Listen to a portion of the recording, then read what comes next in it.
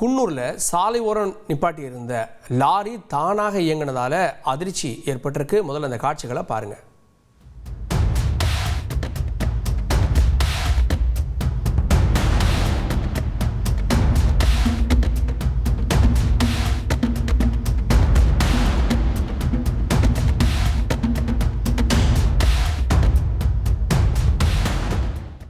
குன்னூரில் மலைப்பகுதியில் ரோட்டு ஓரத்தில் ஒரு லாரியை நிறுத்தி வச்சுருக்காங்க. அது கழிவுநீர் வாகனம்.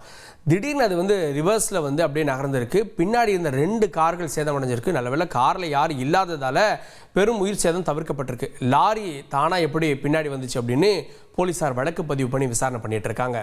அடுத்ததா தொகுதி மறுசீரமைப்பு மற்றும் தேசிய கல்விக் கொள்கை தொடர்பாக நாளைக்கு அனைத்து கட்சி கூட்டத்துக்கு முதலமைச்சர் அழைப்பு விடுத்திருக்காரு. இந்த கூட்டத்துக்கான அரங்கம் அங்கெல்லாம் வேலைகள் நடந்துட்டு இருக்கு. முதலமைச்சர் ஸ்டாலினே நேரடியாக ஆய்வு செஞ்சார்.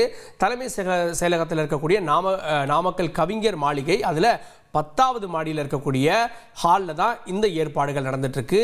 இந்த கூட்டத்தில் பங்கேற்பதற்காக 45 கட்சிகள், பதிவு செய்யப்பட்ட கட்சிகளுக்கு அழைப்பு விடுக்கப்பட்டிருக்கிறது.